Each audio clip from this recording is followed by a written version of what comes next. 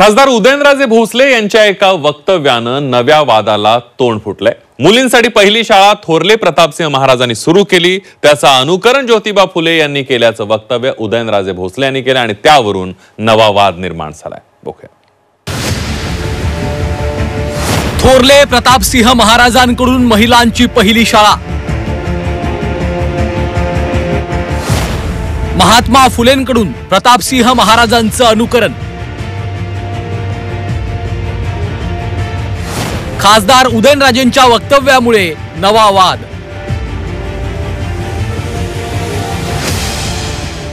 खासदार उदयनराजे भोसले यांच्या एका वक्तव्यानं नव्या वादाला सुरुवात झाली आहे।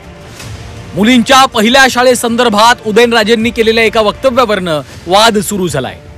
मुलींसाठी पहिली शाळा थोरले प्रतापसिंह महाराजांनी सुरू केली, त्यांचं अनुकरण ज्योतिबा फुलेंनी केल्याचं वक्तव्य उदयनराजेंनी केलंय।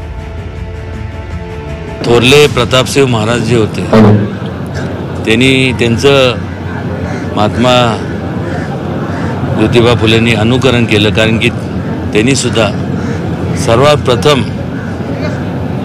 जर स्त्री शिक्षणाचं जर शाळा कोणी चालू केली असावी तर ती थोरले प्रतापसिंह महाराजांनी केली। ती सुद्धा सातारच्या त्यांच्या स्वतःच्या राजवाड्यात केली। खासदार उदयनराजे भोसले यांच्या या वक्तव्यानंतर ओबीसी नेते मंगेश ससाणे यांनी उदयनराजेंवर टीका केली आहे। जे सातारचे महाराज आहेत त्या सातारच्या महाराजांना महात्मा फुलेंनी 1 जानेवारी 1948 साली भिडेवाडा येथे पहिली मुलींची शाळा चालू केली। याच्यावर आता त्यांचा आक्षेप आहे आणि एक नवा शोध आता उदयनराजे यांच्या माध्यमातून लागतोय। नक्कीच हा आणि याच्यासाठी मला असं वाटतंय सगळे इतिहास तज्ञ आतापर्यंतचे संशोधक फेल ठरलेले आहेत आणि उदयनराजेंनी हा जो गौप्यस्फोट केलाय हा महाराष्ट्राचा जे सामाजिक आणि जो शैक्षणिक क्रांतीचा इतिहास आहे त्याच्यामध्ये हा खूप मोठा एक धक्का देणार आहे। तर महात्मा फुले आणि सावित्रीबाई फुले यांच्या संदर्भात अशा प्रकारे केलेलं वक्तव्य दुर्दैवी असल्याचं काँग्रेस प्रदेशाध्यक्ष हर्षवर्धन सपकाळ यांनी म्हटलंय। महात्मा ज्योतिबा फुलेंच्या आणि त्यांच्या परिवाराच्या संदर्भात असं केलेलं वक्तव्य हे दुर्दैवी आहे। कुठेतरी अलीकडच्या काळात या छत्रपती परिवारातील आदरणीय उदयनराजे असतील, शिवेंद्रराजे भोसले असतील, हे विनाकारण छत्रपती शिवाजी महाराजांच्या इतिहासाला काळिमा फासणाऱ्या मंडळींची पाठराखण करतानाचं एक दुर्दैव बघायला मिळतं। उदयनराजेंच्या या वक्तव्यावर भाजपचे प्रदेशाध्यक्ष चंद्रशेखर बावनकुळे यांनी सारवासारव करण्याचा प्रयत्न केला आहे।